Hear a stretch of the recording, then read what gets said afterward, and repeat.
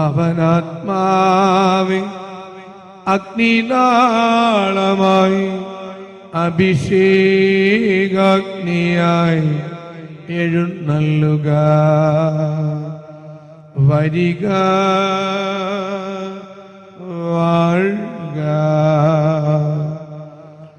ആത്മാവിൻ മാധുര്യമേ,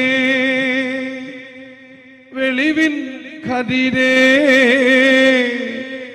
ആത്മാവിൻ തണുപ്പേ, വസിക്കാം. ഈശോയിൽ അനുഗ്രഹീതരായ മക്കളെ, 1 കൊരിന്തോസ് 16:14 എല്ലാം സ്നേഹത്തിൽ ചെയ്യുക. Do everything in love.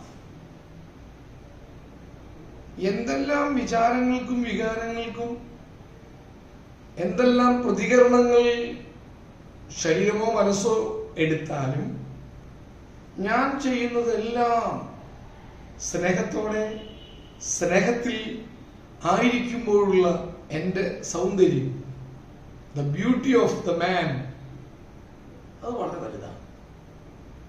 അതുകൊണ്ടാണ് പൗലോസ് ഹൃദയവ്യഥയും ശാരീരിക പീഡകളും മനോദുഃഖങ്ങളും കലർന്ന് അനുഭവിച്ചതിൻ്റെ ഒരു തിങ്ങലിൽ നിന്ന് സ്നേഹഗീതം രചിച്ച പൗലോസ് പറയാണ്, എല്ലാം സ്നേഹത്തിൽ ചെയ്യുവിൻ. ചെയ്യാനാകുന്നത് മുഴുവൻ വെറുപ്പ്, നിരാശ, അന്ധകാര ശക്തിയുടെ നമ്മുടെ മേലുള്ള ഒരു മേൽക്കോയ്മയിൽ നിന്ന് വരാതെ ദൈവികമായ ഭാവത്തോടെ ചെയ്യാനുള്ള ഒരു അഭിവാഞ്ച, ഒരു ഉത്കർഷം മനസ്സിനോട് നാം തന്നെ ആഹ്വാനം ചെയ്യുകയാണ്. എല്ലാം നന്മയായി സ്നേഹത്തിൽ ചെയ്തു തീർക്കുക. അതൊരു വിശിഷ്ടവും സുന്ദരവുമായ ആകർഷണമേറിയൊരു ഭാവമാണ്. ഹല്ലേലൂയ. Ave Maria.